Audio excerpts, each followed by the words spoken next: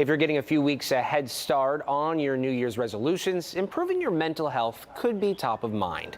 Joining us now to chat about how to have a trauma-free 2024 is Bob Gardner, founder of the Freedom Specialist, a body-based approach to happiness, health, and well-being. Good morning, sir. Welcome to the show. Good morning. Glad to be here. Let's start by talking about some root causes of trauma. Let's define those first. Yeah, the difficulty with the word trauma is it's a buzzword nowadays. So everybody's hearing about childhood trauma and other types of traumas, and that's a very real experience that they're having. But the problem with the word is that it's like a vague thing. You can't pick trauma up at the store. You can't take it out on a date. It's not something you can actually measure. And so a lot of the general population is left wondering, like, how do I deal with this? And they feel like they got to go to a professional. But think of it like the label on the jar. If you pull off the label, you can actually see what's in the jar. So if we peel off the word trauma for a second and you look at what's going on with people, what's happening is something changes in their environment. They're not experiencing it all the time. You know, they're not experiencing maybe when they're eating a dinner or they're doing something else. And so it's just from time to time they experience this thing that they're calling trauma. So something changes, and what happens is a body reaction. They start to breathe different. They start to tense up. Maybe their eyes start shifting around. There's things that are physically happening in the body. And when you start to address those, meaning like, oh, this is changing, my breath is changing, let me change it to something different, you actually start to change your body's habitual response so that those things that we're calling traumas eventually stop happening. You know, that's really great perspective. You have the label, which is called trauma, and then you have the contents behind that. I really like that. As you were alluding to, trauma can impact individuals in many different ways, from physical, mental, even emotional, of course. Yes, absolutely. It tends to create this view that a person has that they walk into an environment, they automatically have looked at themselves as some kind of victim. And that starts to create a cascade chain of effects in the body that affects organ function. It affects the way that they metabolize oxygen, how they digest their food. There's a whole range of physical effects. And then that in turn cycles back. And then the brain that's not in touch with the outside world starts seeing that and thinks, oh, all this negativity is out there. And then it starts to loop again and again until there's a buildup and eventually the person is not able to function. So what are some practical strategies to heal from this trauma? What I often start all of my clients with is a simple morning or evening routine, and then something they can do in the middle of the day to, when things start going haywire, if they do, to change the pattern, so to speak, a pattern interrupt.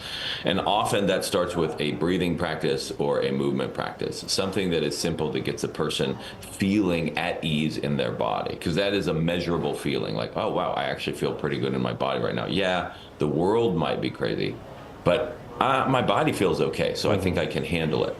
So a breathing practice, some of the most common ones that have been popularized today are like Wim Hof, which is a really hyperventilated breathing. You breathe this way for 10 to 30 breaths, you know, and then you hold your breath for a little bit and then you calm down. I find that some people don't like that, so I just have them take 3 to 5 breaths that are really deep and then forcefully out. Do that a couple of times, and then if you're anxious, hold on empty. And just wait until you feel like you need to breathe again and breathe normal, and then repeat if you need to.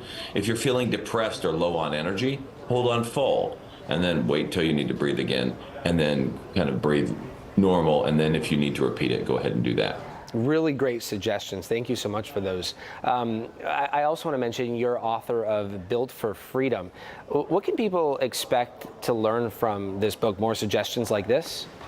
A lot more suggestions like this. What I do in that book, my aim in writing that book was I wanted people to come out the other end with this massive realization that there's nothing wrong with them. That if they're experiencing these negative emotions, that means that their body's actually functioning correctly.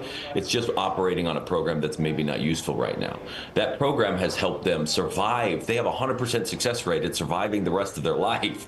So it's been useful. Yeah, the misery that we've experienced, the trauma we've experienced, those have all been useful ways of navigating the world. And now that you're an adult, or now that you're older, you can upgrade that. And so it's really to help them see that and to help them see all of the variety of different ways that using your body, by breathing, by movement, by relaxing tension, by helping your body feel more and more at ease from this tension and this squeeze on the inside, that you can actually watch all of those problems that you thought were permanent go away on their own. Love that. Love that. We have the tools. It's just learning how to use those tools properly. Tell us about your podcast, Alive and Free.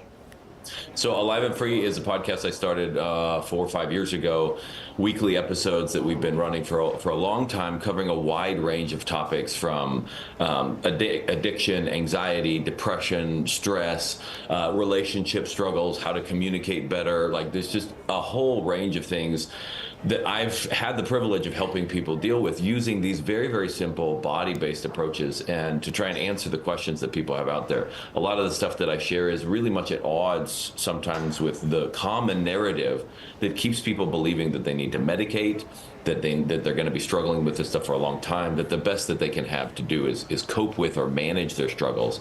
And I'm one who, I wrecked my life. I was an addict for 18 years. I did all this other stuff, and I didn't think I was going to get out. And then something in my life turned around, and I was like, I got to find a way. And I found it through these simple methods that I've been sharing with people. And so I'm just offering them another alternative there to say, hey, maybe you're not doomed. Right. Maybe there's nothing wrong with you. Yeah. Maybe, in fact, there's everything right with you, and you just need to learn to drive. And reaffirming folks, they are not alone throughout this process. Bob Gardner, founder of the Freedom Specialist, thank you so much for your time this morning.